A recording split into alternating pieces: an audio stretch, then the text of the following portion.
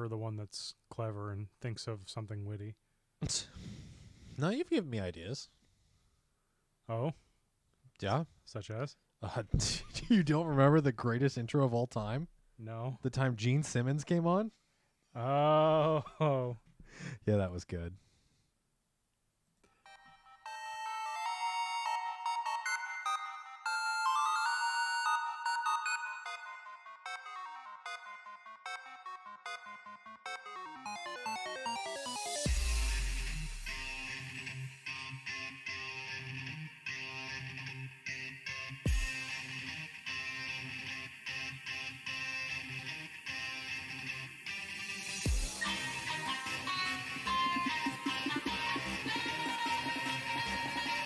Thank you, everybody, for joining us for another episode of the Battle Science Podcast, the Pokemon GO PvP podcast, where we talk about Pokemon GO.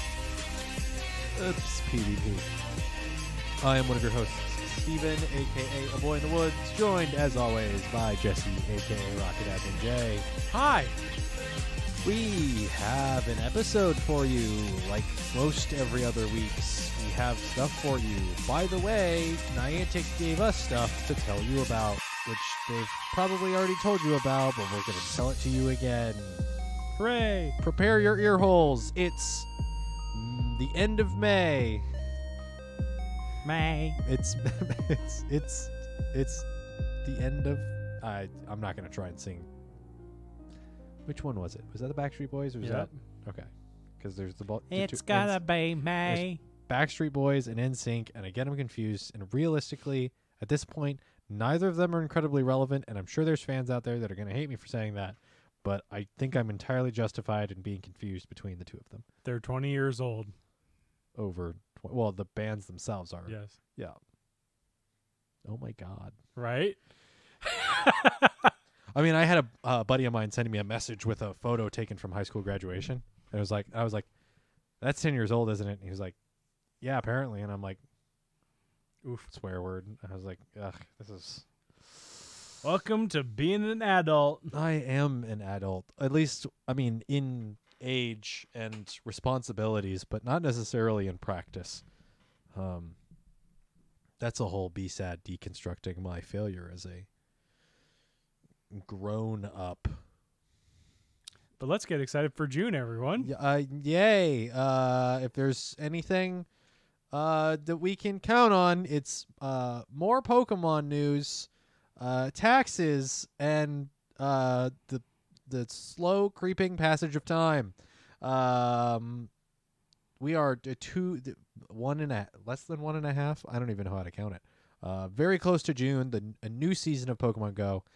A small thing to cover. Small thing to cover from this last weekend, and then we'll jump into the new season, new move updates, etc. But before we get on to the news, quick reminder, we'll go on hiatus here at some point. I don't know at some point. We'll figure it out. I'll keep saying that until we don't go on hiatus and we just keep going with the podcast. He's shaking his head. I don't know. We'll have to talk about it because we haven't yet. I've hung out with this dude for 4 days in a row. Don't say it like that. I've hung out with this dude 4 days in a row, and we haven't had the conversation as to when our hiatus will start. So we'll figure that out. What is my chair bumping into? Oh, the clothing thing. Oh, well, you know what? Fine. I didn't want to rotate my chair anyway. Before we get into the news, I do want to thank our wonderful Patreon podcast producers for the month of May. I'm on the wrong tab. Goodness gracious. I'm prepared. It's here. Wonderful Triple Ps, Winston the Champ, Evo Stevo, Jamar, and Dan P, a.k.a. Sorov. Thank you for being wonderful Patreon podcast producers for the month of May. If we do record another episode in June, before hiatus, before break, before sleepy times, before... Yeah, I think I described it goofily enough. If we do record another episode, there won't be any Patreon podcast producers because no one will be charged. The Patreon will still be there. Again, this last Battle Science After Dark podcast, which is up on Patreon, was posted publicly. So both patrons and anyone else are able to go to patreon.com/battlescience and go listen to the Battle Science After Dark podcast, We talked about the Pokemon TCG set Paldea Evolved and its pre-release. Jesse and I went to go play that this weekend, along with do Mewtwo raids, which we talked, I think, briefly about, and then talked very, very minorly about Tears of the Kingdom. And then I went afterwards and got to a very important part in Tears of the Kingdom after that podcast that I can't talk to anyone about because no one else is there that I know of. So if you want to talk about things in the Tears of the Kingdom, at me, and we'll talk, because I have Add in his DMs. I don't want to see that. I have feelings. Yep. Just at the Battle Science account, but don't like say anything. Just say, hey, I want to talk Tears of the Kingdom, and then we'll figure out somewhere else to talk. I just about won't it, be on Twitter for a while because he can see. Jesse can see. Both of us have access to the Battle Science Twitter, so at battle_science. So if you DM the Battle Science account, both of us see it. or you could jump in the Discord. Or you could jump in the Discord and at me there. Discord's available to everyone. It's open. Links should be active on the descriptions of all of the podcasts, wherever you're Start listening putting to it. little Master Sword icons next to the links. Next to the hyperlinks. Bless you, Parker. Is that what that was? I don't know. It was a little kick, a little hind kick. It's like a horse when you're running around Hyrule and you just walk up to a horse and it's like, I don't want you on me. Back kick. It's like, ow, why would you hurt me? Yes, I have feelings after last night. So I need to talk to somebody. Thank you to our wonderful Patreon podcast producers. I think that's everything. YouTube hiatus at some point. We'll talk more about that later. At some point. So we're around. We're not going to stop playing the game per se. You can't cold turkey. I don't think either of us can cold turkey stop playing this game. And these updates are actually kind of interesting, and the next season is actually kind of cool. We'll talk about that. But the podcast will stop for an undisclosed and undetermined amount of time. So we'll probably be back. I know there are some people that are like, it's going to end. And I'm like, I don't really want it to, but like we've tread the same ground and we haven't changed a lot. So maybe if we do come back, we like modify some stuff and things. So it's a little bit different, a little fresh. We've also just got stuff going on in personal lives that we need to deal with. I got to move. So, and my landlady's not here right now. So like I can openly talk that like I might have a place lined up for the end of June, July, but we'll have to wait and see. So I think I have to pack anyway. Yay. If you need boxes, let me know. I have, well, yes, actually I will probably need boxes. Metal boxes. Oh no, you're getting the big ones. Big boxes. If you have small stuff too, because I have a lot of books and books can't be in a big box. Why? You have too many books in a box, the box cannot contain the books. It's heavy. I'll challenge you on that. Don't do that. We have big, strong boxes at work. Big boxes. Metal boxes. That's a Warhammer reference. The tanks are big boxes. Do you want this? It's not showing. What is? Shuckle. No. No, a 0 attack shuckle does me nothing. But what does me something is Shadow Mewtwo. That would have been a good part to put the original game audio version of Mewtwo's voiceover. Giddy up now. This is the news roundup. I don't know what that is, but I was playing the bumper, so thank you. Oh. Thanks, bud. Yay. Shadow Mewtwo debuted this last weekend during the Rising Shadows event. You know, a Rocket Takeover where you can't TM frustration off. Reasons. Because they just, maybe didn't want to or something. They just didn't want to give us nice things. I don't know. Maybe they're just trying to control it until they want, like, could it be for competitive reasons? It is Master League currently, and just throwing that in there. Yeah, that's not a bad thing. It's not a bad idea. I mean, and we'll get into, there's like a Team Go Rocket Takeover event here at the end of June anyway, so, like, we're not far off, but yeah. Can you face the shadows, trainer? Shadows are rising. Team Go Rocket has grown audacious. They've discovered how to leave shadow Pokemon to defend gyms. These new shadow raids are unlike any challenge trainers have yet faced in Pokemon Go. What's more, Shadow Mewtwo will return in Pokemon Go in shadow raids. Also, for the first time in Pokemon Go, you'll be able to encounter shiny Shadow Mewtwo if you're lucky. Wait. I think we already went over this. Did we already talk about this? Yeah. I don't think we did. Maybe we did. I don't know. But Shadow Mewtwo came out, so that was cool. They did a Twitter campaign, which I think was the first time they've ever done a Twitter campaign. That's not true. Is it? Nope. Okay. They did it for giving out items. Yeah, which all of the other mobile games will do that, just so they get more visibility on social media. Right.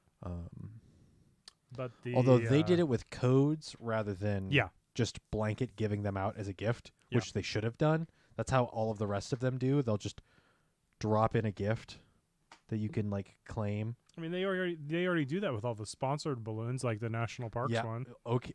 Did they give them stickers and a purified gem? No. Well, they should have just done it as a go to the shop. It's a free box. Claim it. Yeah. Rather than having to enter in a code, which is considerably more time consuming. Yeah. I mean, I don't know. Make it easier on us. I don't see how that could be that hard for them. Right. But whatever. I don't know. Maybe that's me just complaining.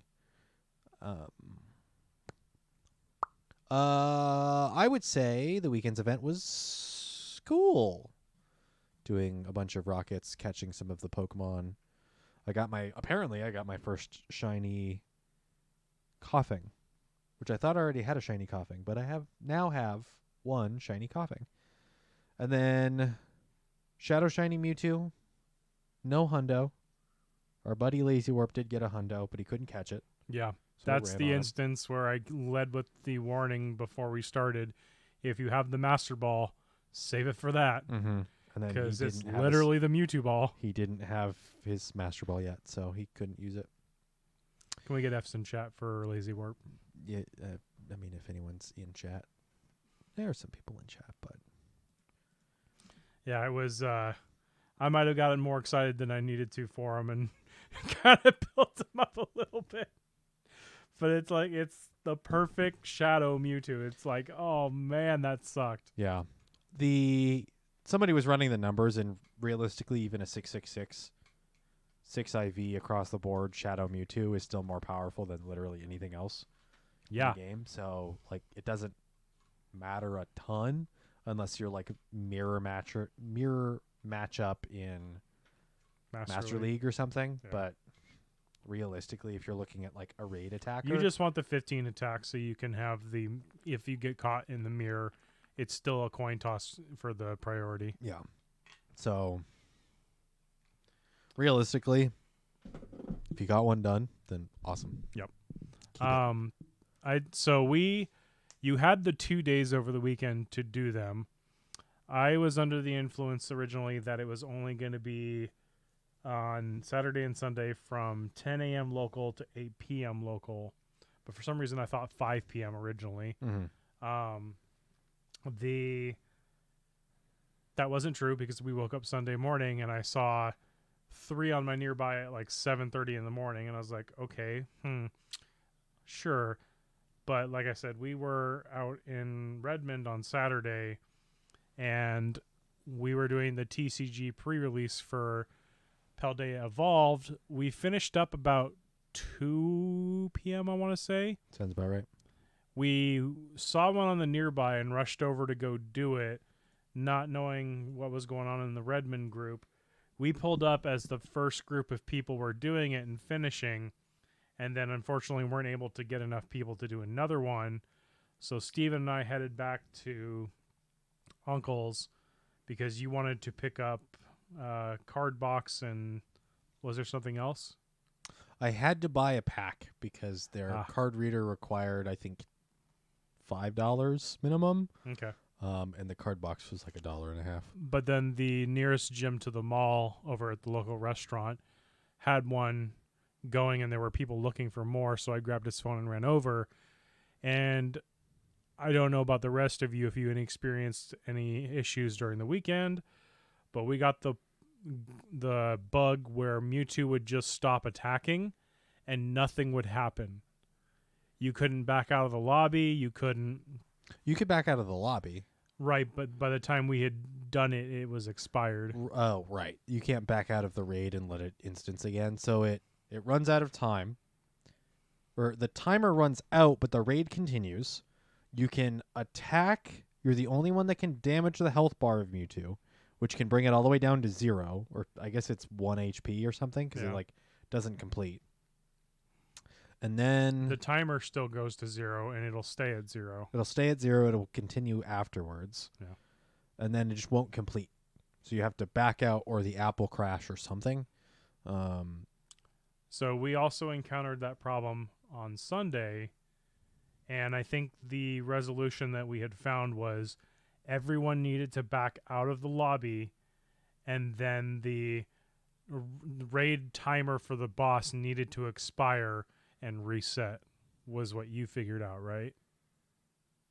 Yes. So it needs to be just a new raid instance. It can be on the same raid,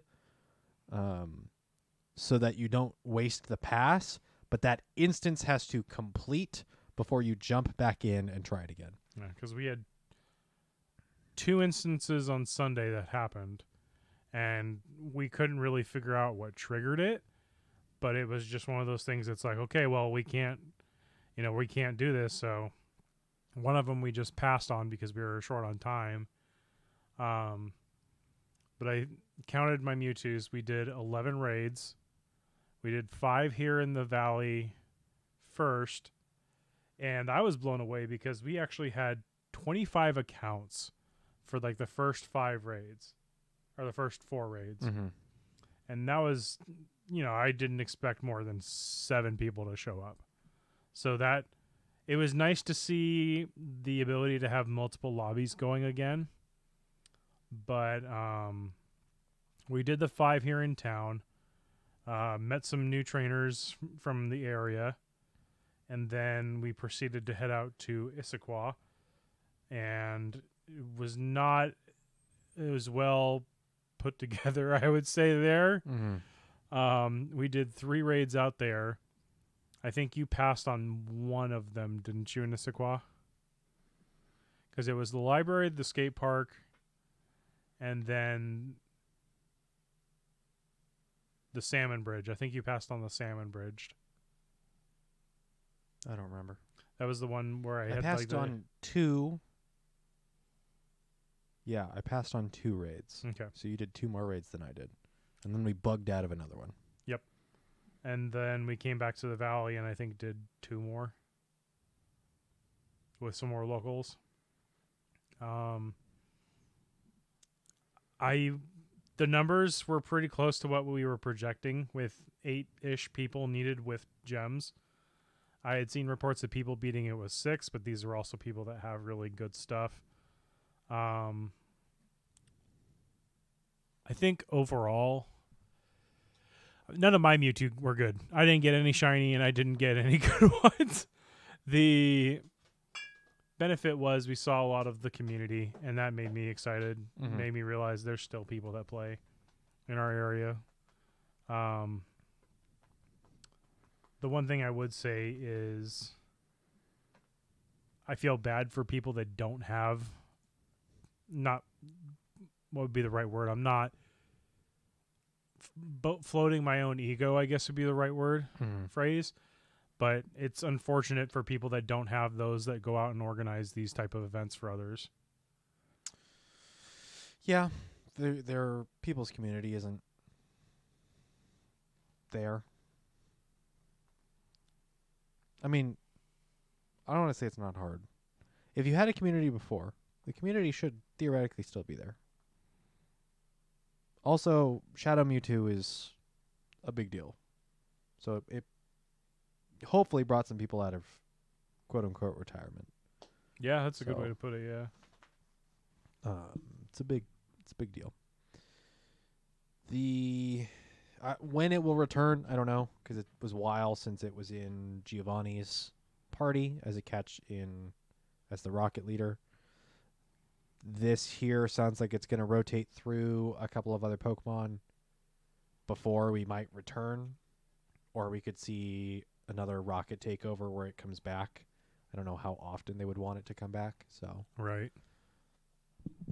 But I imagine it, every time it comes through, it's going to generate interest, so.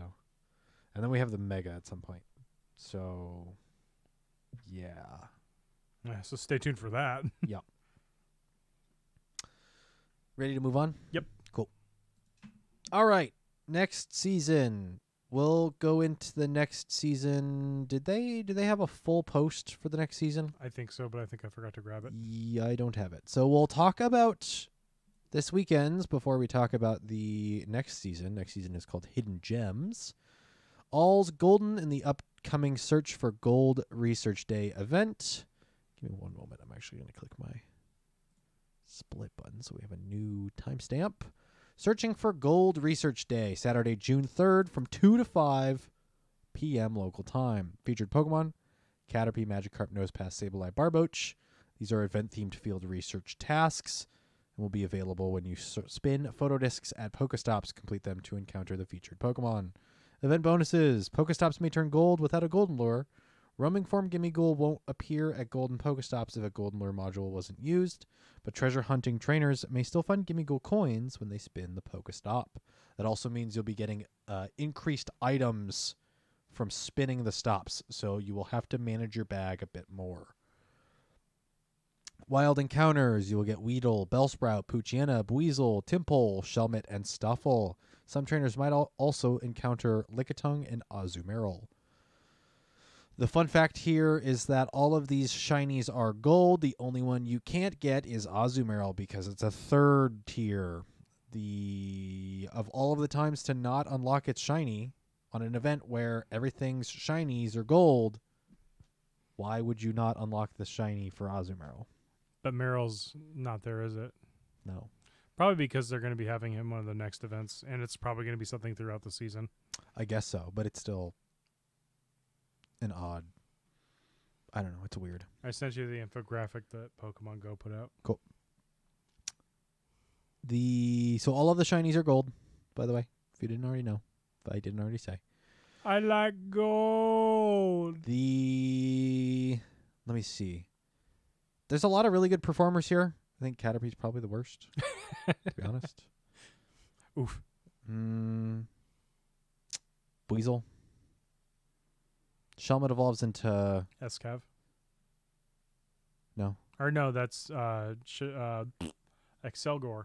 Yes. So Not good. not as good PvP-wise, but all of the rest of them all have performed fairly well. And Tympole will perform better at some point. Does what's it called? Seismitoad. Seismitoad. Does it have Mud Bomb? Doesn't have Mudshot either. It's Mudslap. It's a bummer. Someday. Yeah, these all perform fairly well in Pokemon Go PvP. Timed research for $1. You will get timed research will challenge you to complete field research tasks to encounter more of the featured Pokemon of your choice. Caterpie, Magikarp, Nosepass, Sableye, Barboach. Neat. Not required. It's $1 and it is timed, so you have to complete it. You will start the process at 2 and you will have to complete it by 5. 3 So hours remember for that. $1 research. Yes. For an undisclosed amount of encounters with either Caterpie, Magikarp, Nosepass, Sableye, and Barboach. So, it is a shiny event. It's an interesting concept. So, yes. We are seeing some Pokemon here that are getting move updates. So, yes, we'll talk about that here in a minute. I think that's about it. Any other feedback here? I think if you were going to go out and do something this weekend, this would be a fun one to tie to an actual location. Mm-hmm. So for like us here, there are gold mines nearby. Mm-hmm. I think that would be something to go out and fun to explore. But I also know that out there is probably really bad cell service. Bad cell service, and I can't imagine there's a whole lot of Pokestops, so maybe not the best idea. Not for that, no. But I think if you can, go to a national park, go to a state park. Go somewhere you haven't been before. And, I mean, obviously state parks are going to have a good amount of stops, but don't go, like, deep in the backwoods. Go to somewhere, if you have a central park, something like that. Granted, if weather permitting. Mm-hmm. It's not something you have to be hyperactive for. You don't have to be running around doing a butt ton of, grinding. But it's also, don't go to your strip mall or your, go somewhere nice. Mm-hmm. If it's Weather permitting. Yeah. Use it as an opportunity to go out to an area that you haven't played before. Recommendations if you are here in Washington, the Bellevue Botanical Gardens. Marymore is another one. Lake Wilderness in Maple Valley is a really good example of a park that has a bunch of stops and some nice trails and hills. If you're more on the west side, Discovery Park in Seattle is a really great place. I don't know if I've played Pokemon Go there. It's a really nice park. It's been a while since I've been there, so. There's also, if you're down south, go maybe check out the Point Defiance. I mean, the theme this next season will be the beachfront, so go check out some of your beaches. Go to an aquarium and check out some crabs. Go hold those. Next Tuesday, go check out some crabs. Crawfish Yeah, boil. I think this is a good opportunity to go out and have some fun exploring. Scare your core fish. Go to a crawfish boil. Core fish. Right. Dive into Water Festival Beach Week. Or do it then. Well, that's why I was joking around. Next Tuesday is going to be Beach Week. So, trainers, the oceans of fun await in Water Festival Beach Week. Hold up. There's what, 4 oceans? Is there 5 oceans? No, hold up. How many oceans are there? There's 2 oceans? Atlantic and Pacific. Atlantic, Pacific. This one says that there's 3. There's Atlantic, Pacific, and Fun Ocean. I mean, there's also the Indian Ocean, but I don't know if you count that as an ocean. I have no idea. It's all one ocean because they're connected. We just exist as a landmass. The Earth is round. I'll die on that hill. Enjoy a week featuring Pokemon you'd find by sunny shores, Pokemon debuts, a global challenge, a special timed research ticket, and more. Oh, by the way, more timed research tickets. Buy them. Spend your money. Give it to Niantic. Oof. I say that in jest. You do have to recognize that. Tuesday, June 6th to Monday, June 12th. So a little less than a week. From 10 a.m. to 8 p.m. local time. Pokemon debuts. Sandygast, the Sand Heap Pokemon, and Palosand, the Sand Castle Pokemon, will make their Pokemon Go debut. It is Ground Ghost. It has a really cool shiny, but we won't see that yet. I don't think... Do we know anything about moves? Not yet. Fun. I know what's funny is when they first introduced in Alola these 2 Pokemon, Mm-hmm. especially Palosand, it reminded me of those really crappy 90s or early 2000s commercials with like the Play-Doh sand. Magnetic Sand. Whatever it was. Mm-hmm. Sandygast's evolution will only be 50 candy. Palosand will only require 50 Sandygast candy. Global Challenge will take place throughout the event. Work with trainers around the world to throw 300 million nice throws to unlock bonuses for all trainers to enjoy. For the remainder of the event, I imagine we'll complete that probably within the first day or so. Global Challenge bonus, increased candy for nice, great, and excellent throws. Increased chance for trainers level 31 and up to receive XL candy for successfully catching Pokemon with nice, great, and excellent throws. Not the first time we've seen this bonus, but it is nice. Haha, nice throws. Haha. Wild encounters. The following Pokemon will appear more frequently in the wild. Also, for the first time in Pokemon Go, you'll be able to encounter Shiny Clauncher if you're lucky. It's red and cool. Tentacool, Shelder, Krabby, Alolan Executor, Horsey, Staryu, Marill, Wingull, Wailmer, Spheal, Finneon, Dwebble, Frillish, and Clauncher. Some trainers might even encounter the following: Mantine and Poplio. Because Poplio hasn't been around before. And it doesn't have its community move, or it's shiny. I don't know if I've noticed it's shiny before. I'd say there's a good amount of relevant PV Pokemon here. Oh boy. Jesse's favorite Tentacool. I mean, now that it's got Scald, it's not bad. Again, more move updates. We'll talk about that later. More relevant stuff here. Some good, Meryl's here. There's your shiny for Azumarill. Non-weather boosted, hopefully. True. It's fairy water, so cloudy weather and Rain. Fingers crossed. Pelipper still very relevant, so grab those Wingles. Mm-hmm. Yeah, there's, a lot of stuff here. I'd love to see Kingdra be better, but, I'd say grab one just an off chance community gets announced at some point. Mm-hmm. Didn't we have a community day? For Horsey? Yeah. No. I thought we had something. It was like a go battle day. Was it a nest that you and I were running around at? We one found point? a nest, yeah. Okay. It Because there was a place Torg. out in... It was Torg. What? I remember running around catching Horsey at a park in Redmond. Was Up the it hill where? from the college. Bellevue College. Oh, that's Was that a spotlight or was that a nest? it might have been either or at this I point. don't remember. It was a nest. I remember looking that it was up. a long time ago. A long time. That was pre-COVID.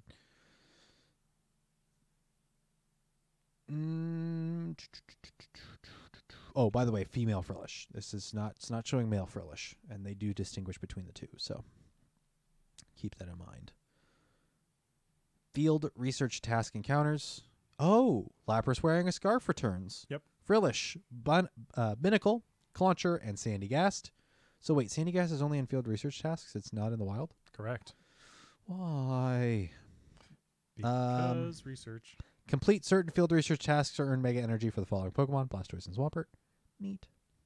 Spotlight Hour. To celebrate Water Festival Beach Week, an event-themed Spotlight Hour will run on Tuesday, June 6th from 6 p.m. to 7 p.m., featuring the following Pokemon. Spotlight Hour will also include a 3x XP bonus for catching Pokemon: Krabby, Kabuto, Corphish, Clauncher, and Crabrawler.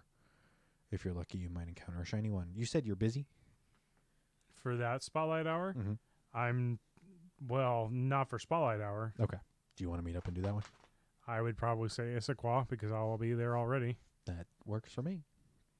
Event bonus for the Water Festival: 4 times Rainy Lure duration, which makes it, 2 hours? Yep.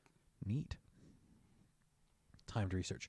For $5 or the equivalent pricing in your local currency, you'll be able to access event-themed timed research, complete the research task to earn a server pose for your avatar, and encounters with event-themed Pokemon. Please note timed research expires. The timed research tasks and their rewards will disappear on Monday, June 12th at 8 p.m. local time.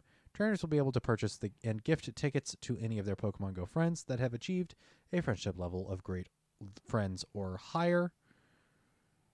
Please note that purchases, including those made for other trainers, are non-refundable, subject to applicable law and exceptions set forth in the terms of service. Tickets cannot be purchased with Pokecoins. Will be available in the in-game shop from Tuesday, June 6th at 10 a.m. to Sunday, June 11th at 8 p.m. local time. So not the full event duration. You will not be able to pick it up on Monday. Raids. 1-star raids: Alolan Diglett, Hisuian Quillfish, Caravana, Feebas, and Sandy Gast. 3-star raids: Blastoise, Gyarados, Lapras wearing a scarf, and Alomomola.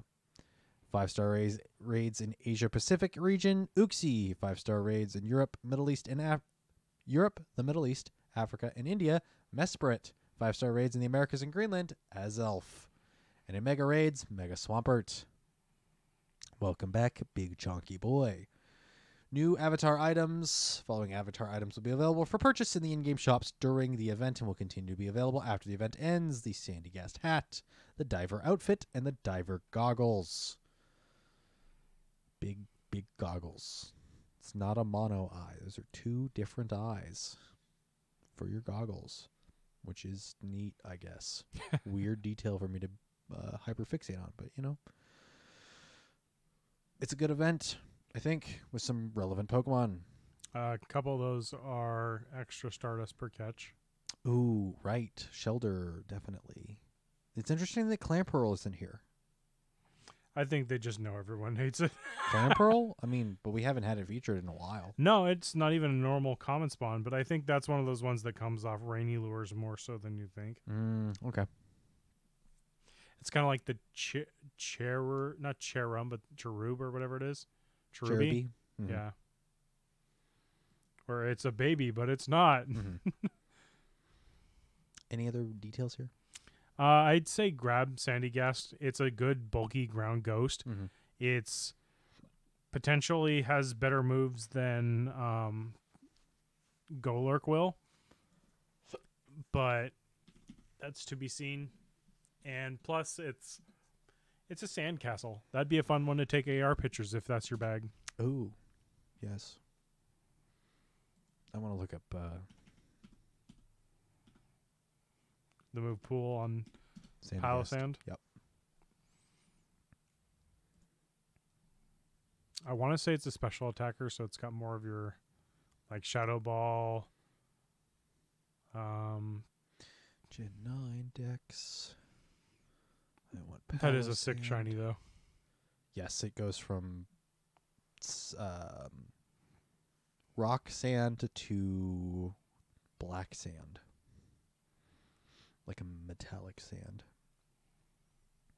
Let's see. In Scarlet and Violet. Wait, is it in Scarlet and Violet? I feel like it is. Huh. Apparently it is. I do not remember that. Goodness gracious. Let's see. Bulldoze. Shadow Ball. Earth Power. Via TM. Mud Slap. Mud Shot. Okay, so it does get it. Mm-hmm. Rock Tomb. Body Slam. Body slam by sand. Flash Cannon. Oof. Energy Ball. Earth Power. Sludge Bomb. Earthquake. Stone Edge. Hyper Beam. Lol. Give it Hyper Beam Niantic. Ancient Power via Egg Move. And that's it. Okay. It is Special defense oriented, isn't it? special defense at 110. Special attack at 100. HP at 85. Special defense and attack are tied at 75 and a 35 speed. Yep. So that is It's good because speed doesn't mean anything in Pokemon Go. that is a interesting balance between. It is almost tied entirely between its attack and defense. So overall performance is going to be probably pretty neutral within the PvP, Pokemon Go PvP performance. So Yeah. Mileage may vary. We'll see what moves it gets in the. See what moves it gets in. The near Go. future. Yeah, we'll probably see that information data mined shortly. Yeah. So we'll move on. Go Battle League Hidden Gems update. We'll talk here before we move on over to the general updates of the Hidden Gems season. Go Battle League Hidden Gems is almost here. It starts Thursday, June 1st at 1 p.m. Pacific Standard Time, or PDT. Following will occur at the beginning of the season. End of season rewards will be available on the battle screen. Your Go Battle League rank will be reset. Rank up requirements will remain the same as the prior season. Hidden Gem schedule will start with Great League and Summer Cup Great League Edition. Great League Summer Cup Ultra League Edition the next week. Ultra League will start midway through June with Element Cup Little Edition. June will end with Ultra League and Single Type Cup Great League Edition. Have we had that kind of format before? I'm not sure. Probably not the single type. That sounds interesting. I feel like Dragonair would be very good there. Although if we get the Community Day, we think at that point, Haxorus is probably going to be the best performing there. For monotype? Yeah. Just because its move... It's got a very I mean, Surfetch is pretty crazy. Is it mono? Yeah. Mono fighting? Yep. Interesting. There are some monotypes that just have enough diversity that it makes them really powerful. Like Snorlax is great. Melmetal is great. True. June 29th through July 6th, Master League Premier and Single Type Cup Great League Edition will continue. How's it going, Battle Ram? July 6th through July 13th, Master League will continue, or Master League, non-Master League Premier. Oh, that's interesting. I thought they said they weren't going to bring Premier back. This fascinates me. Master League and Retro Cup Great League Edition. July 13th through July 20th, Great League and Great League Remix. July 20th through July 27th, Great League and Fossil Cup Great League Edition. Fossil Cup Great League Edition will continue the next week with Ultra League. I don't know why this one's color is different than the rest, but it is. It's odd. It's not purple on its little... Weird. Ultra League will continue for its second week with Jungle Cup Little Edition. I believe we've had Jungle Cup Little Cup before. What's the date for August? August 3rd through August 10th. Is that that's not Worlds, is it? It might be right around there. August 10th through 17th, Great League, Ultra League, and Master League. August 17th through 24th is Master League and Fantasy Cup Ultra League Edition. And August 21st, 4th through September 1st, Master League and Catch Cup Hidden Gems Edition. Hidden Gems Go Battle events. Saturday, July 1st to Sunday, July 2nd is the Go Battle Weekend Clay. 4-time Stardust from Win Rewards. 3-time Stardust bonus from Master League. Oh, blah, blah, blah. That's in the parentheses. The maximum number of sets you can play per day will be increased from 5 to 20 for a total of 100 battles per day. Free battle-themed timed research will be available. Rewards will include the clay-style hat. Paid battle-themed timed research awarding Stardust will be available for $1. Important, please note that time research expires. To receive the rewards, the tasks associated with this timed research must be completed and the rewards claimed before Sunday, June 2nd at 11:59 p.m. local time. Similar to this last season's $1 Stardust. Active leagues during that weekend, Master League Premier and Single Type Cup Great League Edition. Pokemon GO World Championships event, Friday, August 11th to Tuesday, August 15th. Yeah, it is that weekend, Jesse. You called it. Celebrate the World Championship Finals with a battle-focused event. Stay tuned for more details as we get closer to the event. Active leagues, Great, Ultra, and Master, with 3 times Stardust from Win Rewards. This does not include end-of-set rewards. Go Battle League Hidden Gem rewards. They've shifted some of the things around. At rank 1, you'll get Excadrill. At rank 6, you'll get Squovit. At 2,000 ELO, you will get Axew. At 2,500 ELO, you will get Gibble. At 2,750, you will get Goomy. And at 3,000, you will get Pikachu Libre, because of course you will. They said it would change, and it never has. And I've said it every single season since. Promise you. Standard encounters. I'm not going to read through all of these because there's a lot. By the way, at 16+, you'll get Wooloo. Woohoo! Because I don't know if it shows up in raids or in the wild or anything. So, this might be the only way you get Wooloo. Outside of the freak random spawns. Yeah. I don't even know if it's within the freak random spawns. So...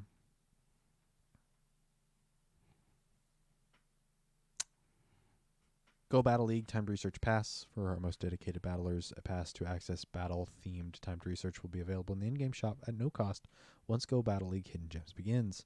This timed research will keep track of your victories throughout the season. Each research page will require 100 wins to complete, and doing so will reward you with a small amount of Stardust and items such as an Elite Fast TM at 400 wins and an Elite Charge TM at 500 wins. Keep at it throughout the season to see how far you can get. The timed research can be claimed between Thursday, June 1st and Thursday, June 15th at 1 p.m. PDT. Interesting that they only give you 2 weeks to claim it, but it is free. So it's similar to previous seasons where you just get Stardust for each win, but in this case you also get the Elite Fast TM and the Elite Charge TMs. Avatar items and other rewards. At Ace rank, you'll receive a clay style hat and clay style shoes. These aren't clay as in the material. These are clay as in the champion from, I believe, the Kalos region, as Jesse informed me. I never played X and Y, and I don't know if I'll ever go back to it. I think they're a member of the Elite Four. Are they a member of the Elite Four? Well, you know what? Oh, nope. The gym leader of Driftvale Gym in the Unova region from Black and White. So we were all incorrect on every point. That's how much we pay attention. That is... That's some great accuracy. I don't even know if we hit the ball onto the green, but we certainly hit the ball off the tee, and it went somewhere. Ace rank, you'll receive a clay style hat and clay style shoes. Neat. At veteran rank, you'll receive clay style pants, because these aren't all one piece. These are multiple pieces. This is fascinating. Sir? At expert... Oh, interrupt me to do this. At expert rank, you'll receive a clay style shirt. It's more like a suit and tie thing, but to each their own. And then at legend rank, you'll receive the clay style pose, which is him looking at his watch because he's impatient. Apparently, I don't actually. What time is it? It's go time. It's hidden gem time. It's time. I don't know. Don't say it. I'm waiting for you to say it. I'm don't not say it. Nope, not gonna say it. Not gonna say it. It's time. Oh, sorry, I was about to do the opening for the Kraken and say it's time to release the Kraken. Sorry. God, I miss hockey. Cups, Great League, Ultra League, Master League, Master League Premier. No CP limit. Legendary Pokemon, Mythical Pokemon, and Ultra Beasts are not eligible. Okay, so the Classic is not here. That is what they removed. Master League Classic is not here. So level 50 are all eligible. Premier just says no Legends, Mythics, and Ultra Beasts, which is nice. Summer Cup Great League Edition. Normal, Fire, Water, Grass, Electric, and Bug-type Pokemon. I feel like we've had this meta before, but I'm not 100% sure. I could be speaking out of my butt because I don't pay attention to these. Who would have guessed? Oh, by the way, I'm going to complete this season with 0 GBL battles completed. 0 GBL completed this season. That is a record for me. Actually, I don't think it's a record. I think I did the same thing last season. Summer Cup Ultra League Edition. The same format. Normal, Fire, Water, Grass, Electric, and Bug type, but 2,500 CP. Element Cup, Fire, Water, and Grass type Pokemon eligible, but it's Little Cup, so 500 CP and below. Single Type Cup, Great League Edition, only Pokemon under 1,500 CP with only one type eligible. For example, Wobbuffet, who is only a Psychic type Pokemon, is eligible. However, Swampert, being a Water and Ground type Pokemon, is not permitted. Thank you for the explanation, actually. The following Pokemon will not be allowed: Cresselia and Defense Form Deoxys. I wonder why. It's not like Deoxys had like fantastic coverage and huge bulk. So that is kind of appreciated. What was the one I was... Dragons? Dragons are probably going to be pretty solid. Maybe, probably. Haxorus is probably going to be gross. Sorry, not sorry. Retro Cup. Dark Steel and Fairy type are not eligible. So the only the types that were eligible, only the types that were around in the original release of Gen 1 are available in Retro Cup. Yep. Fossil Cup, Water, Rock, and Steel type Pokemon are eligible. Great League. Great League Remix. 20 Pokemon that are most used by trainers Ace rank and above in Great League will not be eligible in Great League Remix. The following will not be eligible: Venusaur, Alolan Ninetales, Noctowl, Lantern, Azumarill, Umbreon, Skarmory, Swampert, Pelipper, Sableye, Medicham, Altaria, Walrein, Registeel, Defense Form Deoxys. Trevenant's not banned? Oh, no, there it is. Ha ha ha. I laugh. Bastiodon, Frostlass, Galarian, Stunfisk, Trevenant, and Obstagoon. This is like the play Pokemon PvP format in a list of 20. So they're all banned. Have fun. Most of these didn't get a move update. So no. Try some new stuff out. I double dog dare you, which means you have to do it. If you hear me say I double dog dare you to use new stuff, you got to do it. A double dog dared you. Fantasy Cup Ultra League Edition. Dragon Steel and Fairy type Pokemon are eligible. Galarian Stunfisk and Cobalion are both banned. I believe we've had Fantasy Cup. I am more certain we've had Fantasy Cup before than I am certain that we've had Summer Cup before. So, know that. Catch Cup Hidden Gems Edition at or below 1500 CP. Only Pokemon that have been caught during the season. Hidden Gems are eligible. Mythical Pokemon are not eligible. Take that, Mythical Pokemon. New attacks. I don't know if that came through on the mic, but it's new attacks, guys. We got a move update. Don't tell anyone. Quite a unique one, too, with what we've been waiting for the longest time, honestly. Just something to stir the pot of what this meta has been for Great League specifically. Yes.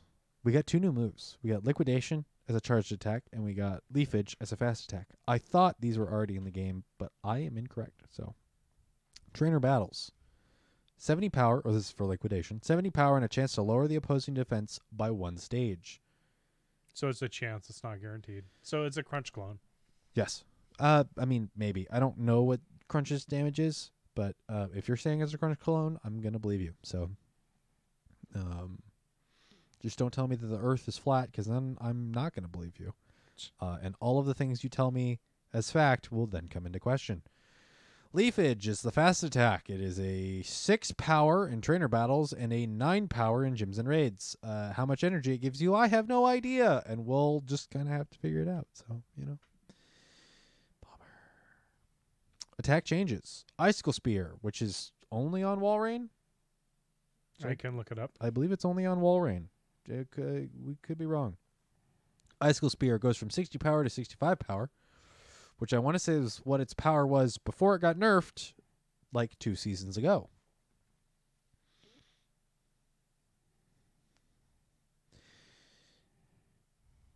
Poison Fang is up from 40 power to 45 power, which again, I believe is the same damage it had before, but is now back, I guess, interestingly enough. Rollout, again, I could be incorrect. It could have been I think it might have been an energy. Was it an energy nerf on Poison Fang? Originally, it was, and yeah, I think the energy went up. Huh. The cost for it. But now it's more damage. Unless I'm incorrect. But I don't know. Because that could have been last season. It could have been the season before. Rollout is now going up from 4 power to 5 power, which is nice. Mud Bomb goes from a 55 power to a 60 power. That is a buff. So correct. Walrein is the only one that has Icicle Spear at the moment. I wondered. And Seed Bomb goes from a 55 power to a 60 power, so it gets more damage, but its energy cost also increases, which means it'll take a little bit longer to get to. The primary thing that this Seed Bomb manages is Trevenant. It now becomes a little slower. Doesn't mean it becomes a Walrein's like, come on, buddy, come sit on the bench with me. You know what? I think they're both going to still be used. I think we'll see both this next weekend in Milwaukee. Maybe that's just me. Maybe I'm dumb. Wouldn't be the first time. Attack availability updates. Alolan Sandslash can now learn the charged attack Drill Run, which is cool. Clefable will now be able to learn the fast attack Fairy Wind. Actually, this is June 1st at like 10 or 1. At some point there is when these move updates will go live. So hold your horses. Don't use all your TMs yet. It hasn't gone live yet. As of this recording. As of the recording itself. Clefable will be able to learn the fast attack Fairy Wind. Neat. More Meteor Mashes. My favorite. Wigglytuff will now be able to learn the charge attack Disarming Voice. Cool. You're actually able to get to a charge move for twice in your life. Thumbs up, Wigglytuff. I'm not wrong. Golduck will now be able to learn the charge attack Liquidation. Neat. Yep. Dugong. I bet you haven't heard that Pokemon's name in a while. Will now be able to learn the charge attack Drill Run, and also be able to learn the charge attack Liquidation. Oh, by the way, it can also learn Icy Wind. That's a legacy move, but you probably have some Elite Charge TMs gather and dust in your inventory. Options. It now has options. Mm-hmm. Did you catch any Houndour for me during that hour? Yes, and I traded them. Oh, okay. You caught yourself some and traded them to me. I did that too. Okay. Well then. Neat.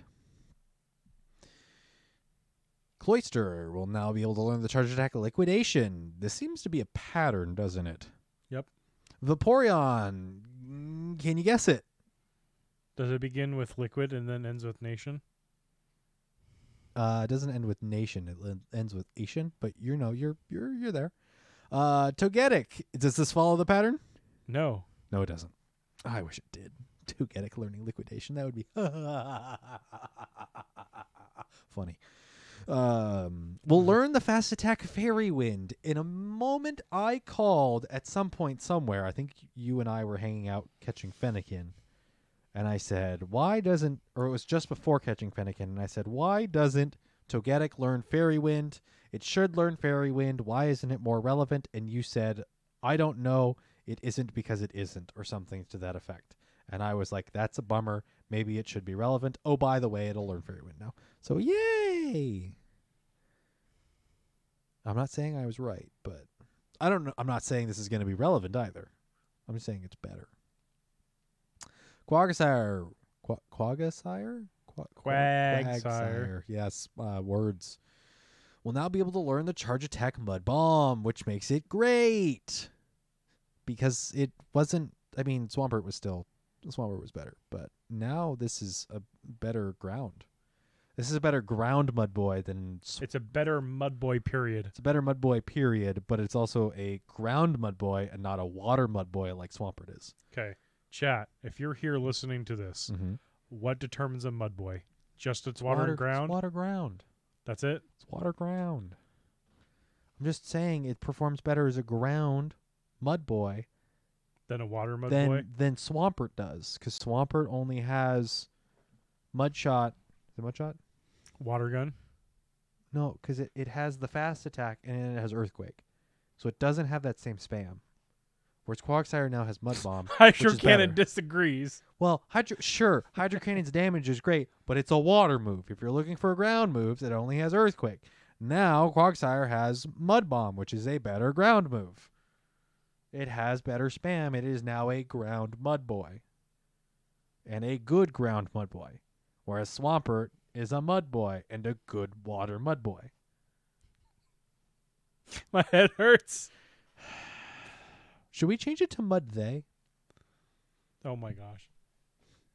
Did I break him? I mean, just respectfully.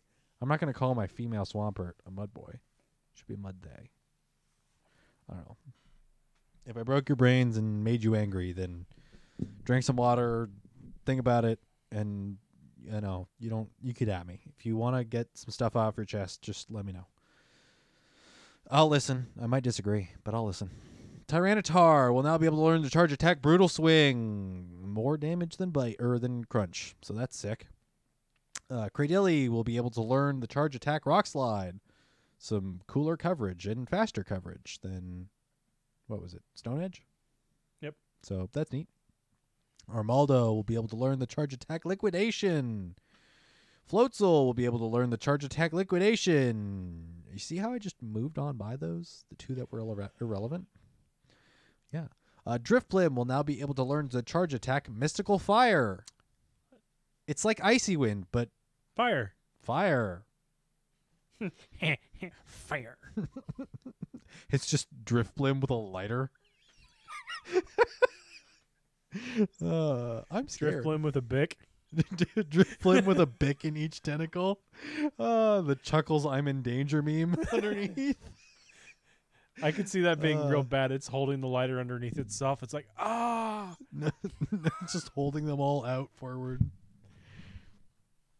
Snover will now be able to learn the fast attack Leafage. Abomasnow will also be able to learn the fast attack Leafage. Probopass will be able to learn the charge attack Zap Cannon. Hey guys, it's not Boom Burst. It's a discount Regimetal. Heatran will now be able to learn the charge attack Earth Power. Samurott will be able to learn the charge attack Liquidation. Why didn't they bundle all of the Liquidation Pokemon together? Because this is a lot. I think it's by Dex entry, though. Yeah, I was gonna say these are by Dex. Yeah, good. I mean, good for them. They know the order. Whimsicott will be able to learn the charge attack Seed Bomb. It got buffed and nerfed, but now Whimsicott can learn it. So neat. I believe it can also learn Fairy Wind, so Whimsicott might just be better-ish. Somewhat. It's trying to be relevant, and I applaud its effort. Caracosta will now be able to learn the charge attack Liquidation. Emolga will now be able to learn the charge attack Broken. Sorry, Acrobatics. Electro, we're not done. I'm sorry. Electros will now be able to learn the charge attack Liquidation, which is neat because it beats the ground, even though it should have Levitate from the main series games and be immune to ground, but now it's not. But now it has a move to cover the ground. And a move that will shake all of Little Cup forever and for always. Litwick will now be able to learn the charge attack Mystical Fire. In a move that will change absolutely nothing, Beartick will now be able to learn the charge attack Liquidation. Rowlet, Dartrix, and Decidueye, that is the Owlbird starter from Alola, will now all be able to learn the fast attack Leafage. Primarina will now be able to learn the charge attack Disarming Voice, so we don't have to worry about the Moonblast nuke. We'll have something a little faster. Fomantis and Lorantis will both be able to learn the fast attack Leafage. Colossopod will be able to learn the charge attack Liquidation, which is good for it. And Ursaluna will be able to learn the charge attack Ice Punch, which covers its ground or its grass weakness. So good for it. Neat. There's a lot of updates here. Some of them are relevant, and we've kind of already covered that.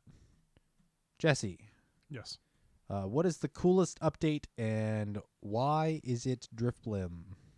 I'm sorry, but it's not. You just couldn't go with it, could you? I mean, sounds like it's a lot of hot air.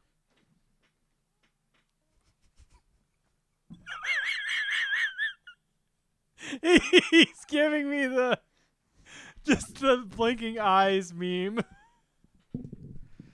That dude's on an F1 podcast, and I do enjoy his knowledge base. It is great. That's Drew Scanlon, everybody. The blinking eyes meme dude is Drew Scanlon. I'll pull it up for you. So what's your favorite move update while I look up this meme? Well, favorite versus what I think's going to shake everything up. I want your favorite, and I want your thing that's going to shake things up. Okay, let me pull up the list here that I sent, because I haven't memorized everything yet. Let's see. Discord. Do you know by leaving Discord you're going to an external website that we have no control over? No. I want it zoomed in. Can we get it bigger, please? Can I get the meme but bigger? I want just the biggest. I think, honestly, my favorite's Quagsire. Okay. I've liked Quagsire for a long time. I'm glad it's becoming more relevant. Mm-hmm. Clefable is also going to be big. Mm-hmm. Mm-hmm. Yes, faster. that meme. That's what you did. I want it that's not big enough.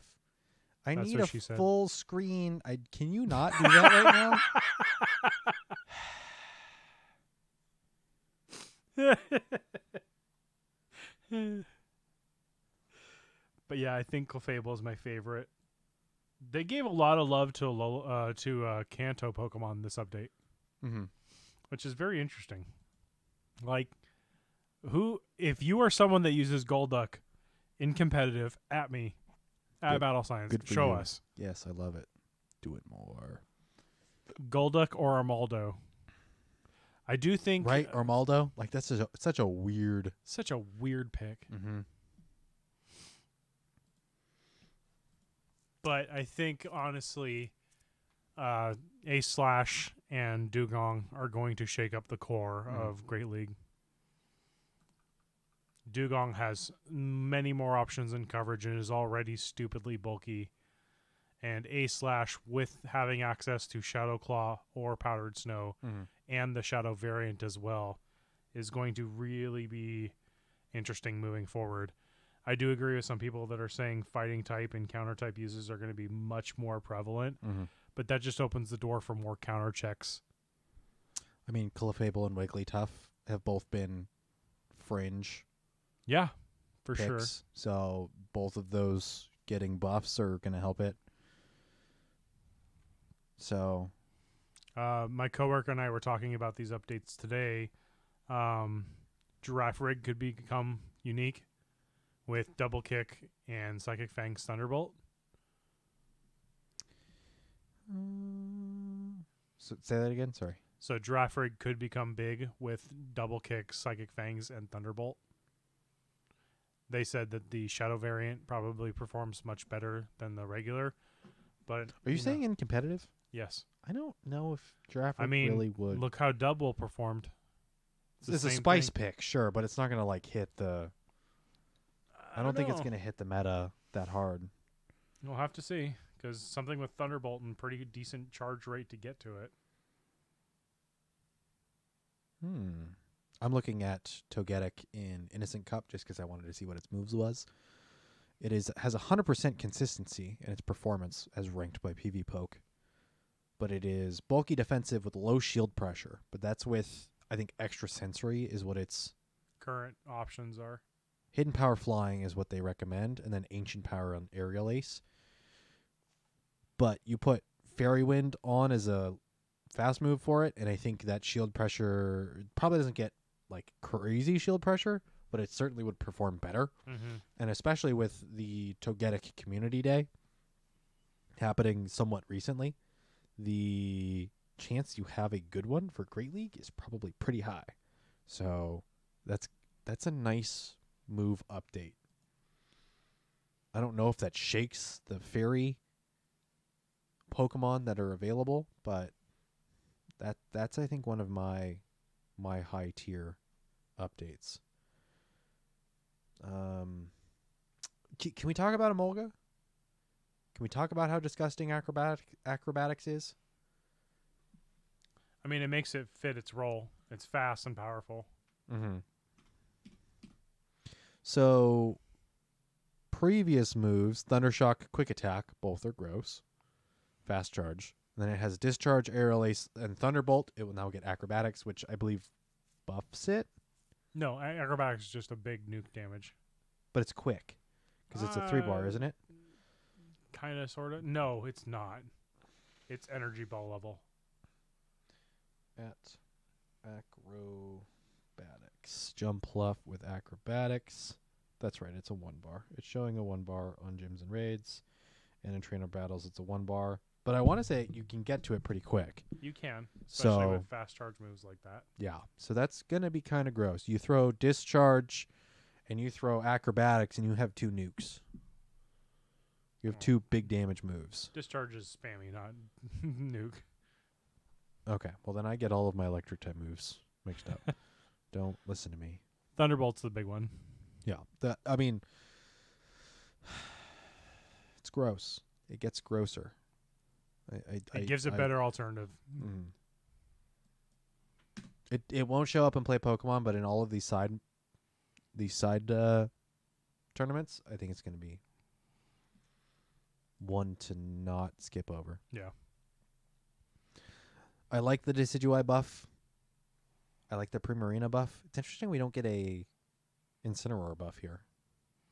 But I think it's just... Incineroar's got a pretty good kit as it is. And I don't think we will see it really. Not until it gets Community Day. Yeah, even then. I don't think it's going to perform. It's going to be kind of like Chestnut where it's kind of... Chestnut and Greninja where the dark hurts it more than helps it. The Primarina gets a lot better. I think it's, Waterfall and Charm? Yep. And then you switch Moonblast for Disarming Voice, and you have something a little bit more something that doesn't favorable. rely on nuke. So, good. It's a lot. Not all of it is relevant, but not all of it has to be relevant currently. So, it's good to see. All right. we're going to go quickly over the Hidden Gems update here before we skip over to other big stuff that's not updates. June content update for Hidden Gems. Shadow Articuno will show up in June 10th in Shadow Raids. We have already talked about the Lake Spirits showing up in raids until the middle of June. Nihiligo will show up June 15th through June 29th. It will also have its shiny unlocked. Heatran will show up between June 29th and July 6th. Research breakthroughs. Complete field research to unlock research breakthrough encounters with one of the following Pokemon. They have mixed up the bundle of Pokemon that you can pull from. So Sableye, Beldum, Audino, Furfrou, Gumi, and Noibat are here. It's interesting that we see 2 that have already had a community day, but 3 that have not had megas released yet in Sableye, Beldum, and Audino. All 3 will have megas release at some point. Furfrou is continuing to be in here. Its shiny has, from what I've seen, been pretty rare. Yeah. But it has spawned in the wild, so I don't hate it, but I don't love it. And then Gumi is here. We'll have a community day. It won't be this June. We'll probably see it in the slot that Noibat took. What was that? Beginning of this year? Late last year? Yep. So we'll probably see Gumi because I want to say in that generation we had both Axew and Gumi. Or was it Axew and Noibat? No. We had 2 pseudo legendaries in one particular gen, so we'll probably see it slot in as well. It might wait until next June potentially, but we'll see a community day. We'll probably see the shiny release probably for GoFest, considering we have Axew, and we'll probably see Axew's community day this month. Right. So in fact, we should probably be seeing an Axew community day announcement here within the next couple days, so prepare yourselves. Get all of your Pokeballs and catching items ready. Right. Mega Raids, June 1st to June 1st to June 15th. Mega Swampert, so 2 weeks. Mega Sceptile from June 15th to June 29th. I will try and do those. A new Mega from June 29th to July 6th. I don't know. Have they said what event is going to be going on June 29th? Maybe the Shadow and Fire one. Okay. Dark and Fire. There's Dark Megas we don't have is Sableye. Fire we don't have is Camerupt. The one I'm hoping for is Lucario. I don't think we'll get it then, but we'll probably get it this season because it's in the little cinematic thing that they released. So, events. Oh, Dark Flames. There it is. Dark Flames from June 29th to July 2nd. Searching for Gold Research Day, June 3rd. Water Festival, Beach Week, Spotlight Hour, June 6th. Water Festival, Beach Week from June 6th to June 12th. June Community Day, June 10th from 2 to 5. Solstice Horizons plus Team Go Rocket Takeover, June 16th to June 25th. Dark Flames from June 29th to July 2nd. And that is the end of June's events. Again, raid hours, Uxie, Mesprit, Azelf, the 7th and the 14th. And Nihiligo will be on the 21st and the 28th. Spotlight hours after the, what are they called? The crab event. The crab on June 6th. We'll see Binnacle on June 13th with 2 times candy for catching Pokemon. Sunkern June 20th. 2 times candy for transferring Pokemon. And Doduo, 2 times XP for evolving Pokemon on June 27th. Whole lot of new stuff coming out. Whole lot of things and stuff. I do like the concept of having multiple Pokemon for one Spotlight Hour, but that also deludes if you're looking for a specific one for a shiny of it. I think it's a novel idea. I appreciate that they're not doing it for all of the Spotlight Hours. Yeah. It's kind of similar to the Research Breakthrough where they have diluted the pool of Research Breakthroughs. Yeah, that's something I saw that announcement today, and I'm just like, Pepperidge Farm remembers when those used to be legendaries. Yeah, I'm not in love with the concept, but I also don't hate it entirely. I mean, it'll so- segue into what we'll talk about here in a little bit, but it was a unique way to get legendaries for people that couldn't raid. Yeah. Yeah, that brings up a great point. So, the next bit of stuff we'll talk about here, and I'm going to hit the button so that we get a new time code, because we should, as we talk about ZoëTwoDots. When was this? Yesterday. Released a video, about an hour and a half long. That was an interview with the Pokemon Go Pokemon Go's game director? Yep. I don't remember what his title is. Let me just go to his Twitter and see what he says. Director, Pokemon Go live game at Niantic Labs. Go Battle League Addict X PlayStation.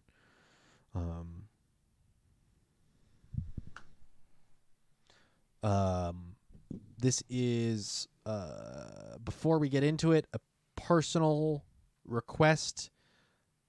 Michael Steranka, if you want to talk battling and want to be on the podcast, you probably won't hear this, but I would be down to talk Pokemon Go battle mechanics and play Pokemon and what your strategies are on getting good, because apparently he's gotten to Legend every season, where I, Scrub, Lord, don't play it because I'm just not excited enough and just can't put myself through the competition and rage quitting. And I see your experience and I'm like, I don't want that. Well, you shouldn't take my experience into consideration. I go too hard. I don't know. But hey, if he wants to talk PvP and be on the podcast, then that would be neat. I would be totally down with it. And if I have to submit a list of questions to PR for confirmation that we can bring him on and not be absolute, I don't know, butts to him, then I will do that. I'll put in the work. We'll do it. We'll make it happen. I think that would be cool. But besides kissing some rear end at Niantic to potentially have him on a podcast in the future, he had a Q&A session about an hour and a half long. I was listening to it. I wasn't watching it, so I don't know if there were cuts there. I don't know if it was one full long video, if it was an hour and a half Q&A session. It was definitely cut. Okay. So then it might have been a bit longer, but the video itself is an hour and a half of questions and answers. Questions from ZoëTwoDots and the community that she brought in from Twitter.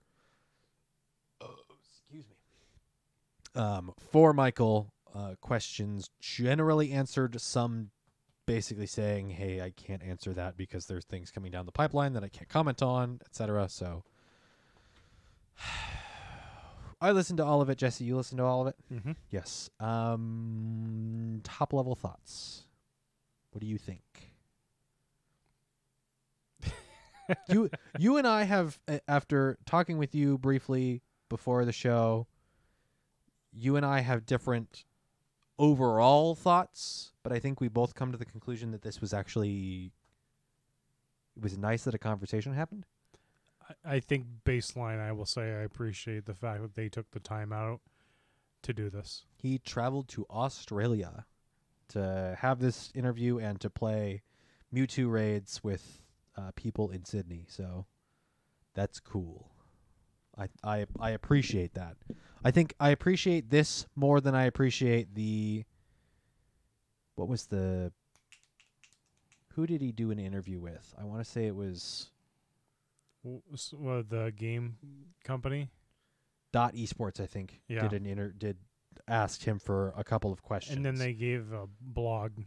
And then they put up the post about it, but it was like really not... It was basically, we hear the comments from Heroes Niantic and we're not going to do anything about it.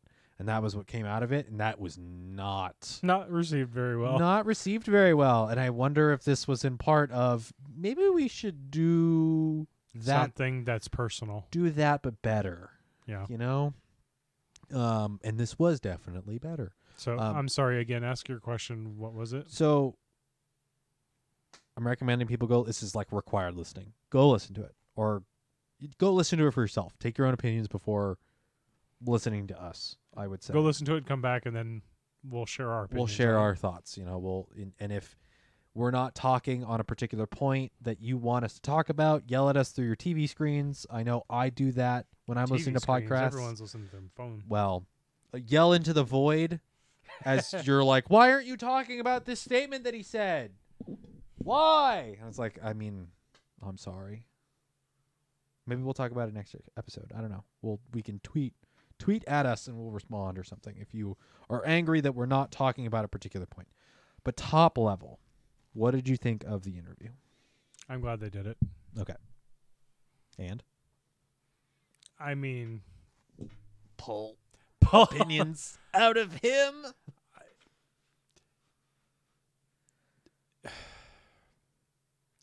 On a personal level for myself, I see it from the business side. I see it from the player side.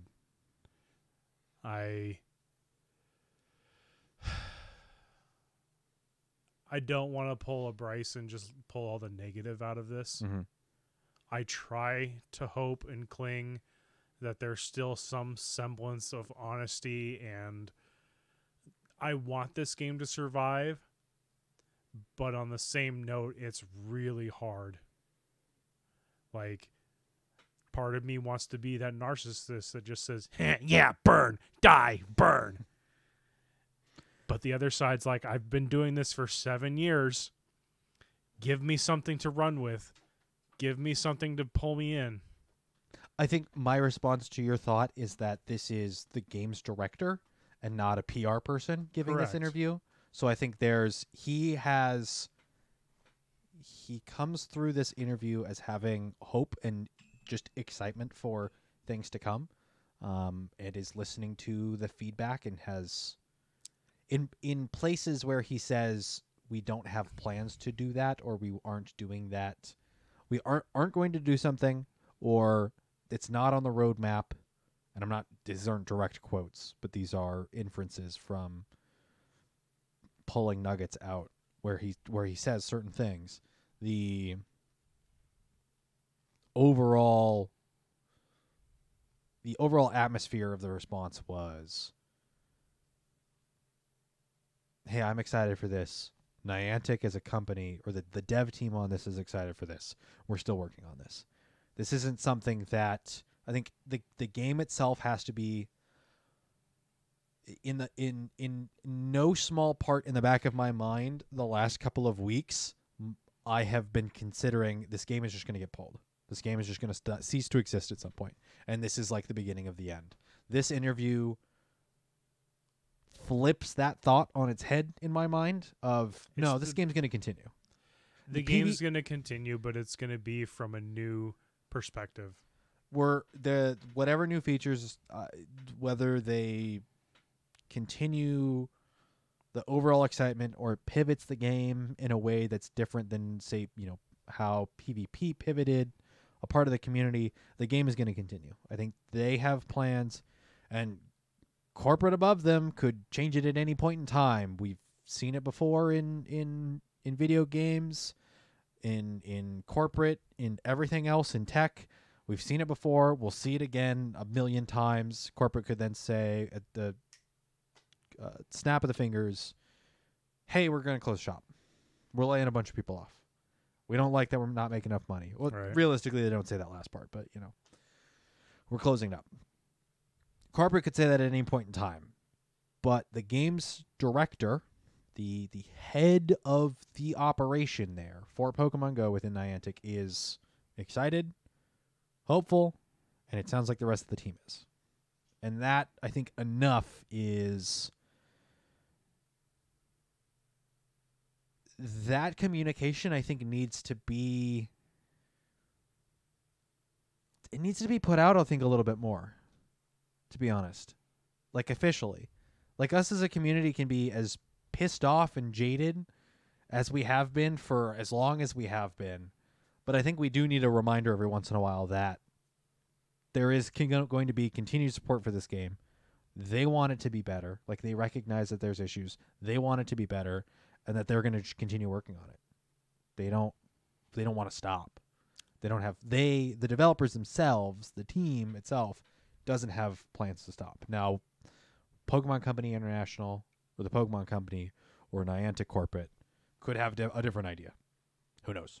But So the one thing I wanted to talk about that affects me the most personally, I think, I mean, maybe not so much personally, but the comment of that he made during the interview of Pokemon Go isn't a main series game. If you want the stay-at-home experience, play those. I think more or less is what they said. yes. And then to add on top of that, the fact that legendaries are supposed to be rare. They're supposed to be something that you don't just get hundreds of with the repercussions of these remote raids. People were going out and whaling these raids.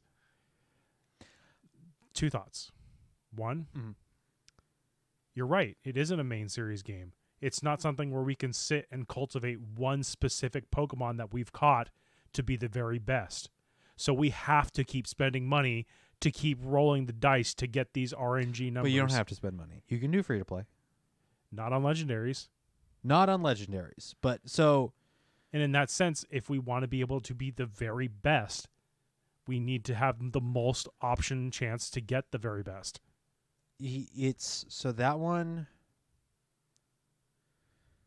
That point in particular is complicated. So similar to what we were talking about as far as Shadow Mewtwo, you don't need to have the hundo for it to be better than all the other Pokemon that are in the game currently. Correct. So striving to be like the if we want to go to the opening, the American opening for the original Pokemon anime, something about striving to be the very best like no one ever was. It's striving. Ash took 20... I don't want to say that getting the hundo legendary Pokemon should take as long as it took Ash to be a champion. It shouldn't take 20 years, but... And do you even absolutely critically need the hundo Pokemon? Yes. It's a mental block. I mean, I'm guilty of it too. I haven't done several megas because I don't have the hundos. If they were to introduce some method that would allow me through time to make it so that I could take a 10-10-10 into a 15-15-15. And I don't disagree. I do not disagree. Because if I want to play the main games for hunting perfects and having the best competitive team, I'll do that in the main series. I don't disagree. And there are tiny gripes, there are pain points, there are awkward things as far as the just even legendaries, let alone raids as a mechanic or IVs as a mechanic within Pokemon Go. I agree. But I don't think that necessarily has to be the how dare you remove remote raids, how dare you remove infinite amount, how dare you charge me $1 for these. Like, you can just do a couple of free ones and have one. You don't like Master League performance can come down to IVs and IVs can be the difference in PvP. Right, but it doesn't have to be, and it shouldn't be. So maybe it's less of... But that also hurts because I can't farm 296 XLs for legendaries. I can't perform in those leagues now. I mean, but neither can everyone. I mean, there's people that use other methods. You can spoof and cheat, sure, but those should be banned, and they're working on those. You and I have seen somebody that was like, oh, look, check out my screen, has the spoofing thing, gets banned within, what was it, a couple of hours. So it's one of those things of like, there's progress being made on those. Like, that's continuing to happen. It's not like they're entirely neglecting the people that are breaking terms of service. So there are other ways. Like, sure, there are other ways. There's phone swings, etc. How in the world do you moderate that? I don't know. That's a whole other tangent. And I mean, the argument could be made, maybe I'm just looking at this because I've grown on the main series games too much as a competitive. So going back to your other point, that's less raids and legendaries, and I get like they want to make legendaries rare, and that's in a collection game. like Pokemon Go, where it almost behooves you to have more than one, whereas in like the main series games, you Only get one. you only ever get one, and that's in legendaries, and you only ever need one of each of the Pokemon anyway, because it registers in your dex, and then if you need better ones, in the past you would breed, which you can't do in Go. You would breed, get the perfect, and then remove all of the rest of them because you don't need multiples. Correct. And then in other instances, you just don't need that many. Whereas in Go, you need one for Great League, you need one for Ultra League, you need one for Master League, you need one for Little Cup potentially. You have legacies and non-legacies. You have it's a different format. So the concept that legendaries need to be rare is something that could be debated. I don't know if that's the approach there could be different, and it would improve the game state and the I don't want to say the vibe of the game, because that's not quite the same gravitas that I'm looking for, but like it would change the game state and remove pain points and increase the overall happiness with the game. There needs to be something slightly different with that approach. Sure, I can agree with that. Now, the first other point you brought up, and something that I sent to you, that was, and how did I say it?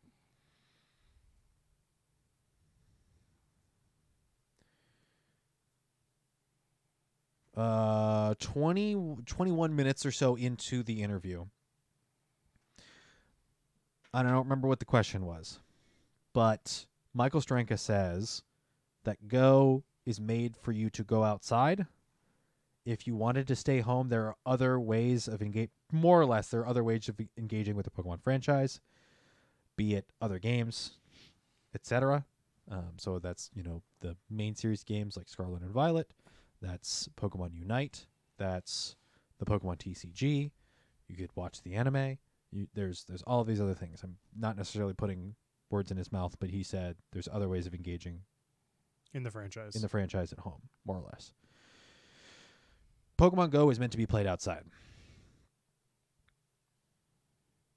which is not necessarily different from what has been said outside of Niantic. Niantic has said the game is based on exploration, discovery, and going out. So what was it? 3 pillars were something like community, exploration, and something else, and I don't remember what. There was another point there, but it wasn't all that. It wasn't stay at home and play the game. Yeah, and that's one of the points that he says there was, the game was being played at home a lot, and that's not what they intend for Go to be. And it's more or less a statement of Pokemon Go is, and I was wrestling with it earlier today of saying Pokemon Go is ableist. And I don't want to say that it shouldn't be ableist because, let me rephrase that. Pokemon Go is ableist. The conversation you and I had with Jamar when they did the changes, it was a handful of weeks back. Go listen to that episode. I'll pull up what the title was here in a moment. But the conversation we had there was pretty spot on as far as what our thoughts were of Niantic and doing this change. Basically saying, we're not going to support the people that play it at home. We're going to try and force people to go out. It's what was it? It was ignorantly ableist. Yes, non-malicious. It's non-malicious ableism. They're not doing like a middle finger and swearing at people and saying, if you can't get off the couch, don't play our game.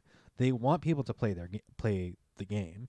They want people, and in the conversation we're saying, rural players with disabilities. That was brought up, and it is something that they are looking at and wanting to make improvements on. But the game, as it is standing currently, They can't separate the two. You get a better experience from going out and moving as much as possible.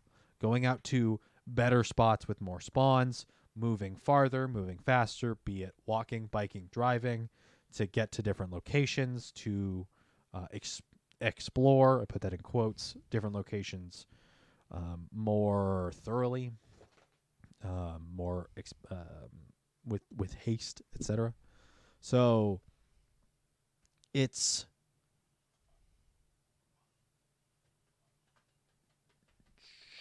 Parker. Where was it? Oh, episode 100. The remote raid update at 36 minutes in. Yes, I don't know. I feel like I'm rambling at this point. I don't think I'm like solid on a point at this point. I'm not sure. It's a really good interview, and it's complicated, and there are points where, and it was leading up to that 21st minute, talking about how Pokemon Go, is better played outside, and people with fully functioning bodies will have a better experience, or have the experience that they've designed the game for, and that people that can't. And I'm putting words in his mouth that are not the quotes, so go listen to it if you haven't already. You should have listened to the interview first before we started talking about it. What have you done? The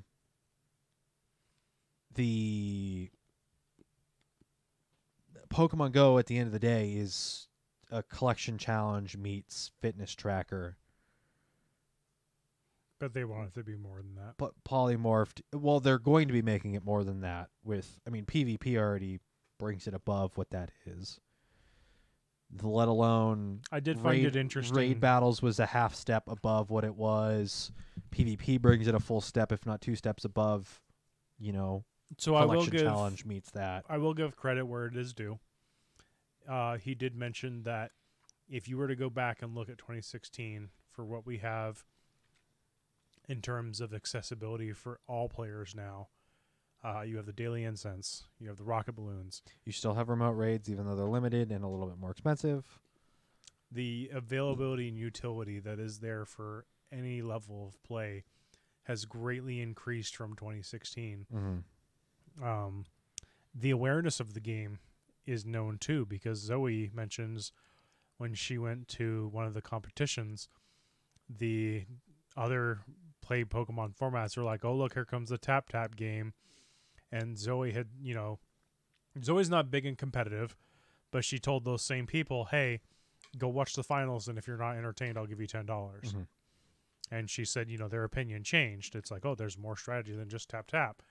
But that's the ongoing joke, is the competitive side of that I don't think will be ever taken as seriously as the other two. And I think that's something, and it might not be something that Michael Steranka, if say he does come on a Battle Science podcast, he himself would be able to answer. So if it's somebody else that's head of PvP or however in the world, maybe a Play Pokemon representative would be able to better explain and talk about what their kind of approach is to grow Pokemon Go as in the Play Pokemon format.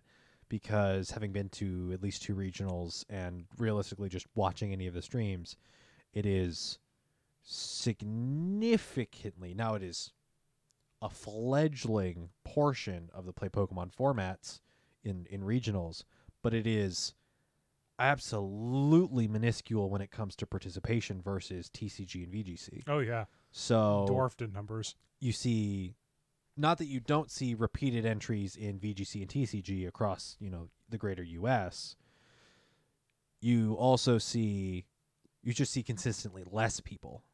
So in each regional as compared to the other two. And again, it's PvP this is year 2 of the Play Pokemon format for PvP. For Go. For Go. Whereas TCG and VGC has been going on since 20 years now. Not the Play Pokemon circuit. No? Okay. No, it's been a little less than that. I think it's been around 10, 15. Okay. But they've been around. So now I can understand, we're not going to see Pokemon Go numbers that huge. No. But I think those numbers need to go up. That engagement needs to go up. I think you said it best when we were in Vancouver or Portland, sorry. The entertainment value isn't as there as it is with the TGC or VGC. Mm-hmm. It's the golf moments, I think is what you said. Yeah, and I think we see some of that with TCG and VGC as well, although I think the VGC format, and maybe it's just a matter of they've had years to refine VGC's format, that it is less Is that because Pokemon's a turn-based game? It can't be chaotic or eruptively wild like other FPS or even Unite. or even, I mean, you're not wrong there, where you're what are they called? Like, because you peak always moments, mentioned the Halo series. the Halo Pro series has, you're right, like the first person shooters will have like a more active engagement, and I think it's the Halo and all of those others.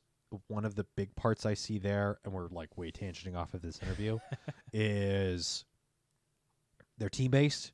So human instinct and tribalism will attach ourselves to a team and root for that team, ride or die. So you have that like extra level of engagement that, Unite has, but none of the rest of the Play Pokemon circuit has. Right. So I'd love to see more Unite in these. Like the unfortunate thing is, both of the venues we were at for Play Pokemon, both Vancouver and Portland, are at max capacity without Unite. Yeah. How in the world are they going to fit Unite unless they get bigger bigger spaces? And in even each then, venue? that's a team that has to travel. That's an entire team that has to travel. It's a nightmare. What they, I think, are doing is online tournaments, which makes sense. Yeah, and then the top performers get shipped out. Get sent to Worlds. Smart. It's smart. Yeah. Financially and everything. So I guess to reel it back into the interview, what were your favorite takeaways? I think it's I honestly think the communication there was very important. I personally went at it or came away from that interview face value. Again, Michael's excited is excited for the game, excited for things to come. The team is excited on what they're working with Pokemon, and excited for things to come. That's great. That is something that outside of, there is just it's the vocal minority on Twitter. That was another good point. It is anger and it is pessimism, and it is all over the place, and I needed some of that positivity. I'm going to divorce myself from being absolutely angry. I mean, I'm not that person. I'm not that person on Twitter that's really disappointed. I'll see, okay, this is Niantic just taking L's just all over the place. Just a bunch of L's, bunch of losses, bunch of mess ups and everything. But at the end of the day, like, they're still working on it. Like, we're still getting updates. We're still getting content. It's not like they're just like, well, things have kind of sucked for the last 3 months, so we're just going to kind of give up. Like, they're not doing that. So I think I needed to hear that from someone, something within Niantic, and I appreciate that it was a human face delivering that information and not just a blog update. Though the blog updates are, would be helpful too. To be fair, the blogs though are emotionless. It's words on a page. Currently, but they could be different. They could be better. I will go back to Destiny. But having that human voice and interaction, right? You can feel the right. But I'll go to Destiny and Bungie with their weekly updates. But they're also a better company because of that. But that doesn't mean that Niantic can't take the format of having not even a weekly update. It could be a monthly update as written by somebody that's just a couple of pages saying, basically, that has a couple of patch notes. Hey, we're really excited for this thing coming. Here's a reminder of the things that are happening next week, because those are actually out public that we can talk about. We're working on other features. Those are coming soon, TM. Just a reminder. And then just, Michael Steranka down at the bottom or something. Or literally anybody else part of the team. Maybe a photo or two. So you're just wanting more communication. Something. Yeah, that's like 98% of the community. Right, but I think everyone is hung up on what happened to the dev diaries or whatever. That's only a few people. Yeah, at this point. And that was another thing that was addressed here in this discussion, that the dev diaries was more work, and they weren't what the community they recognized it wasn't what the community was looking for in what they were doing. And the community wasn't engaging with them at the same time, so they stopped doing them. I mean, it was nice to see the artists and doing the things that they do, but people were looking more so for answers for issues with the game.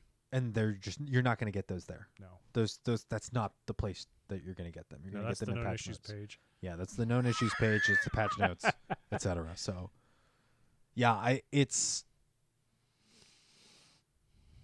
a very solid interview and something that,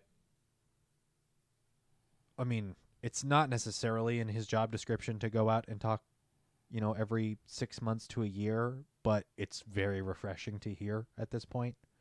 So that was very big. I'm glad that you are excited for it. Excited? No. Hopeful? Yes. I'm glad that you're optimistic. I am optimistic. That's a good way to put it. Yeah. Because I'm not taking it at, like, there were points where he had to basically say, I can't talk about that. And that's because his job's on the line. And if he breaks NDA, he loses his job. And realistically, we lose, from that interview, a pretty reasonable dude heading Pokemon GO. So I'd rather him not break NDA, as much as I don't like the whole speak of, I just can't talk about that right now. Like, you could realistically rephrase that sentence in a way that feels less gross, because it feels kind of gross when it comes out of a human's mouth. It's very canned. It's very pre-written. It's very lawyer. Which, like, again, I understand, but you could rewrite that statement or change up the wording of that statement anytime you have to say it so it feels less robotic. But that's like nitpicky of, like, okay, we understand. Like, there's not a whole lot, And realistically, like, I get he's like, I can't confirm or deny because then there's speculation. Let people speculate. Let people get weird. What's the worst that could happen? They don't get what they want? It happens every day. It's called life. It's unfair. God, if I got everything I wanted, I'd be rich. And would that be and everything you want? There's a lot of other things I want, and I won't go into them here on this podcast. It's a long list, and some of it is explicit. A permabuzz would be nice, at least. For me, I think my synopsis of everything that was said in this interview, and I will quote Michael Steranka, actions speak louder than words. Yeah, and we might, fingers crossed. I mean, I could be reading into the whole hidden gems background of having the map and the little dashed line following paths. If we see what the paths feature is like in the game this season, I think that's a step in the right direction of, hey, they're working on something. I don't know if we see contests this season. It's been data mined, but I don't know if we see contests. If we see, is it the paths feature? I don't remember exactly what it's called. Routes. If we see routes this season, it's so fitting. It would work just beautifully. I mean, and that's what we need to see. I think one of the big things here is the move update. And he said it's not specifically the boom burst, but the lack of the move update last season was something that I don't want to say like he took personally, but was I took that personally. It's not necessarily like that meme, but like it seemed like they're aware. This move update is no small move update. In fact, I'd have to go back and look at the previous ones. This might be the biggest move update we've ever gotten.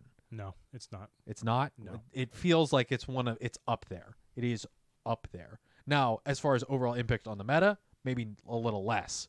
But as far as the 2 new moves and Like 20 things that get them. 20 things that get either new moves or existing moves Yeah. is not a small amount.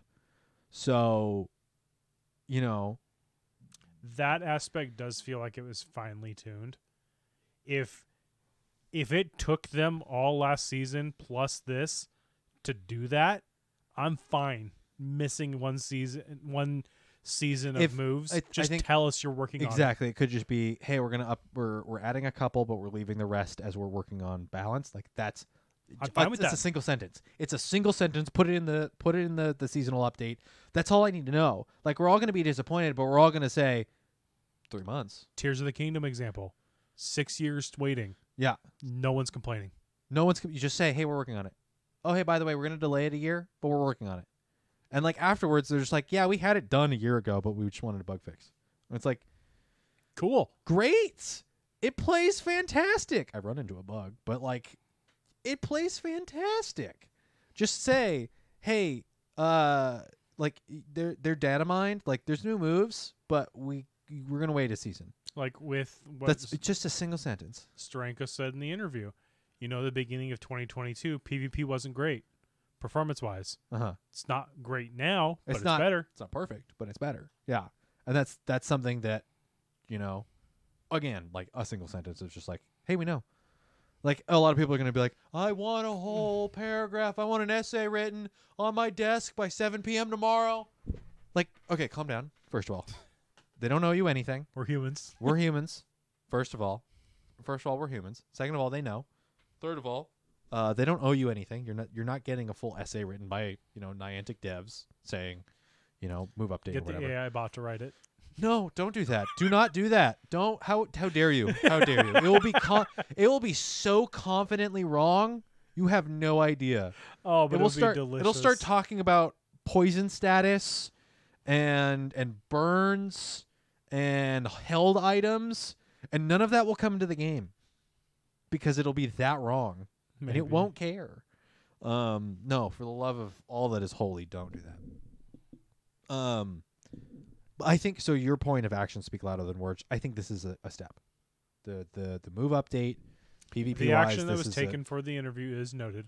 yes. This has been. I think if we see within this season, if we see routes, so fitting. It would be so fitting as far as the vibe of this season so far. That's been released. I think it would chef's kiss. It'd be beautiful. I don't know if we see it because dev times. Things take a long time to make. I don't know how big their team is. One of the things that was brought up during this interview was, are you guys like growing? Are your team members being taken away for other dev projects? And the answer is no, which makes sense. It's only intelligent as far as teams. People could maybe shift around. People aren't being assigned a development project within Niantic. People can move to another development project like internally if they want to. That is not unheard of in the tech sector. They did confirm they're not taking people from Go. Niantic itself is not assigning people to different projects, which is only intelligent. That is the smart, not a smart thing to do, but the only reasonable thing to do.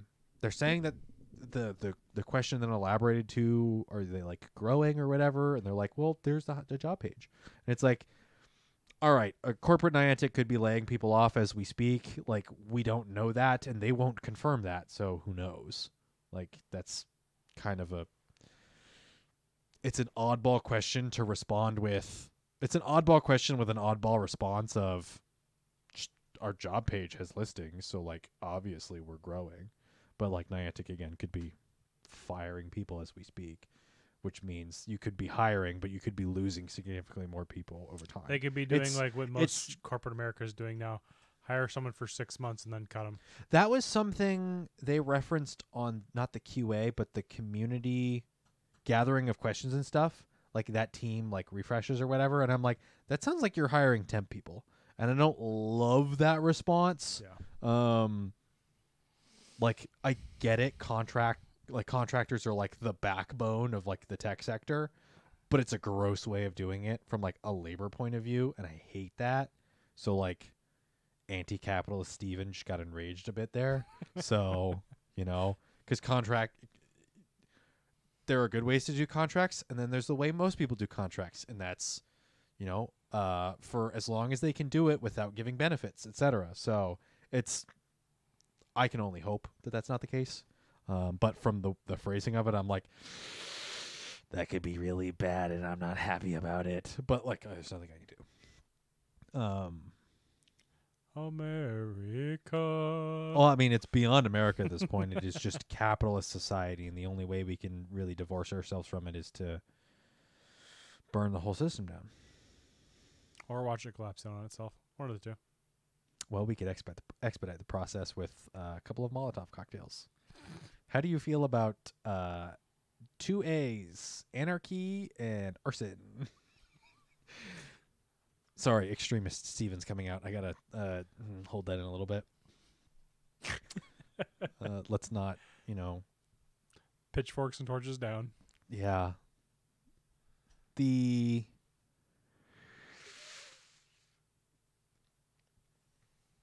I don't know.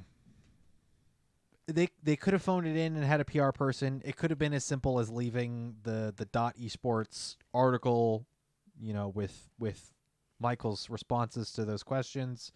They could have done less. So I'm cautiously optimistic. My life does not hinge upon Pokemon Go and its overall performance. I have been playing this game for way too long.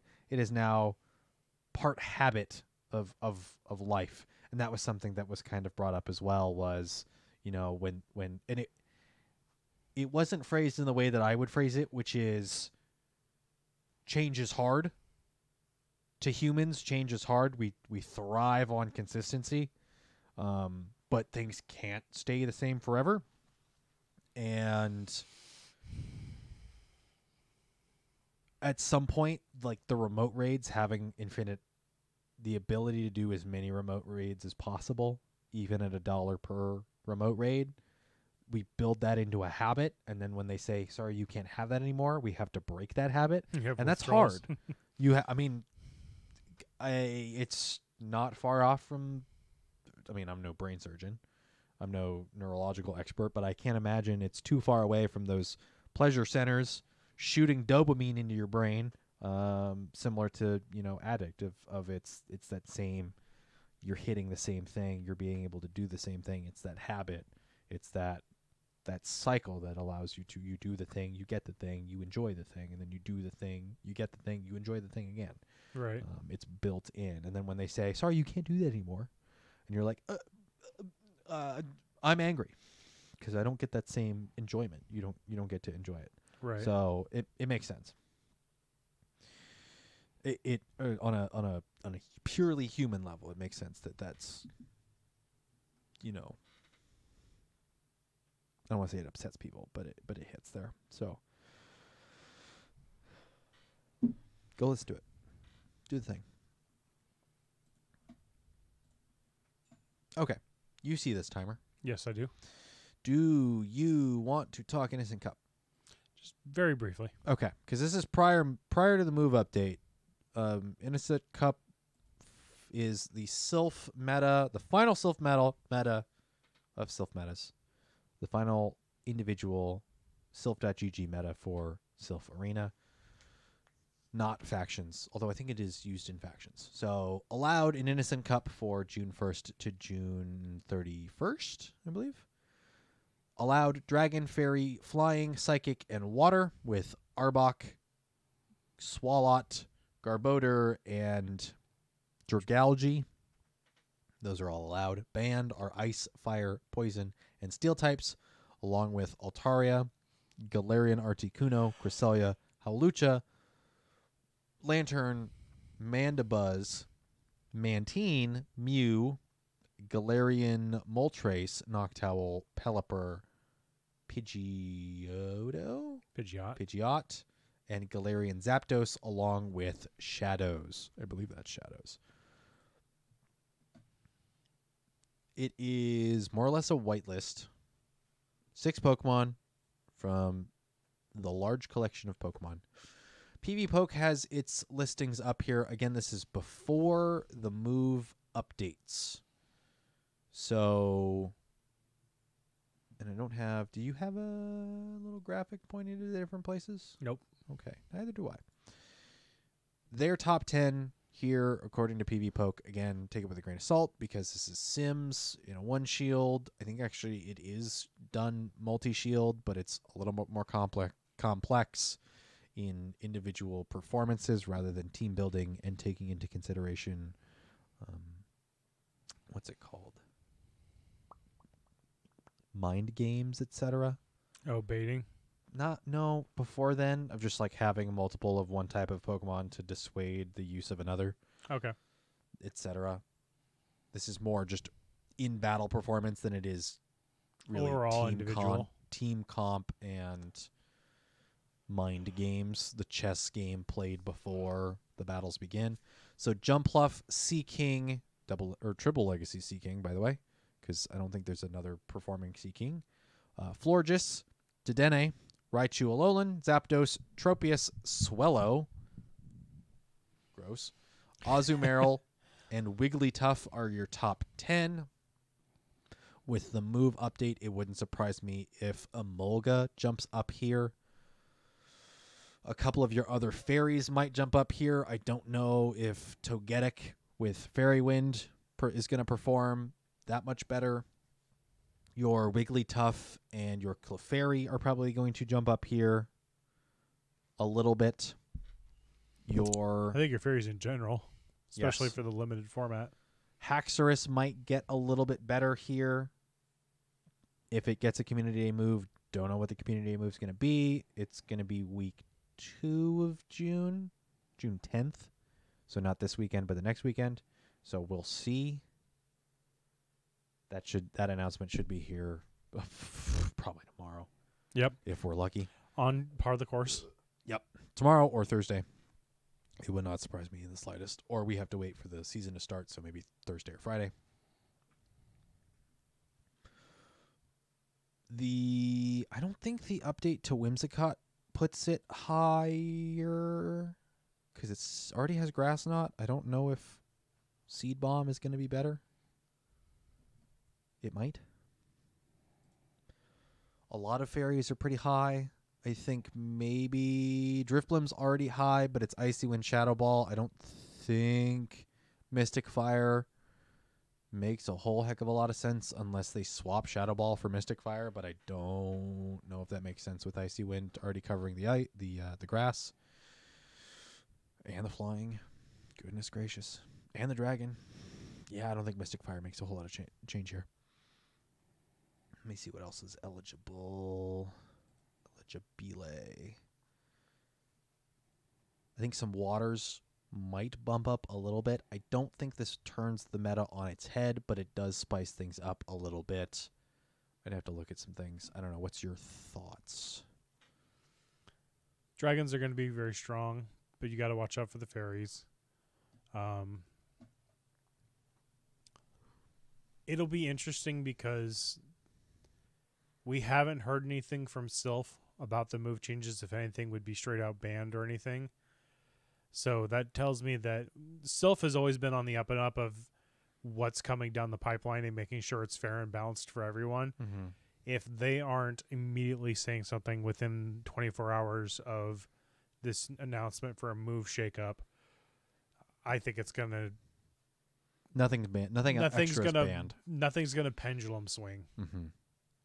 I think some things will be better than others because of this move adjustment, and it'll come down to who's been paying attention or not. Yeah, it's Clefable and Wigglytuff are both eligible here. Mm-hmm. Clefable gets a little bit more spammy with Fairy Wind. Wigglytuff gets Disarming Voice, so it's going to be able to hit something a little bit quicker. Yeah. Vaporeon is eligible within this meta. I don't think the addition of Liquidation makes it perform all that much better. Same thing with Togetic. I don't think Fairy Wind really pumps up that numbers. I believe Quagsire is eligible here. Let me double check. Yes, Quag is eligible here. Again, I don't know if Mud Bomb. I don't think this is the meta where Mud Bomb really changes anything. Neutral damage with Stab is solid, but with all of the grasses, I don't think this is it. Especially with them outright banning limited availability or huge bulky Pokemon, it won't be like some metas where it's explosive and fast, but it also is Dragon, Fairy, Flying, Psychic, Water. Electric isn't allowed, but there are things like the Dene. No, Electric is allowed. Sorry. Electric is allowed because of other types. Yes. So your Electric Flyers and... There's not an Electric Psychic, is there? That I'm not remembering? Let me just search Electric. Give me a second. Alolan Raichu. That's it. There's one more. Dedenne is Electric Psychic. Or Electric Fairy. Sorry. So Dedenne, Raichu, Zapdos, Emolga, Chinchou, XL, because Lantern is banned. It's rank 73, so it's kind of up there, but it's not great. Rotom Wash and Oricoro Pom Pom. Oricoro is the one I'm thinking. That's Electric Flying. Yeah. But Emolga jumps up here. I see Emolga jumping up here. I see Emolga being relevant. Yeah, because none of the others have any adjustments. So that jumps up, but there's also a little bit of additional grass.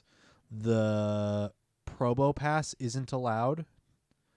The Snover and Abomasnow aren't allowed. Laughs and Heatran. That's not Great League. The Samurott with liquidation, I don't think changes a whole heck of a lot. It's eligible here, but I don't think it changes a whole heck of a lot. No. Whimsicott and Caracosta, also things that I just don't think change. This will be a very... Steel is outright banned, and the only poisons allowed are not great, and most of them don't have great access to poison fast moves. I wonder if Primarina doesn't get a little better here. Water's banned. Water's available. Water is where your bulk is going to be. And Primarina is not super bulky, but with it being a fairy type as well, it might actually see some better performance. Dartrix and Rowlet. You're not running Rowlet. Dartrix might be slightly better. I don't remember what moves it has. Let me look. Nope. Dart. Galarian Slowpoke is allowed, so we'll see that. But it doesn't. Its movesets don't change. So Slowbro Kanto recently did get. It got Surf. So that is something that's going to be around, though. That was before this meta was adjusted, though. Yeah, the PV Poke rankings are going to change because of the new move update, not because of the community day. Azu's available. Yeah, I mean, it doesn't get a move update, but it'll be there. Yeah. Bulky, straightforward. Dartrix with Leafage. I could run Wobbuffet. You could run Wobbuffet. So Dartrix changes Razor Leaf to Leafage, and it has Brave Bird, Seed Bomb, and Energy Ball. Tropius is allowed. It doesn't get changed as well. It doesn't get a move update. No, but I'm just looking at things that I know perform. Does it have Seed Bomb? No, it's Leaf Blade. Okay, so then that's fine. Fomantis and Lurantis I don't think are eligible here. Deoxys is allowed. Great for it. Dude, I'm talking about the move update. I'm talking about what's getting changed here because of the move update. Okay. And I don't know if the meta changes entirely from what people were already looking at. I think Glossopod should be available.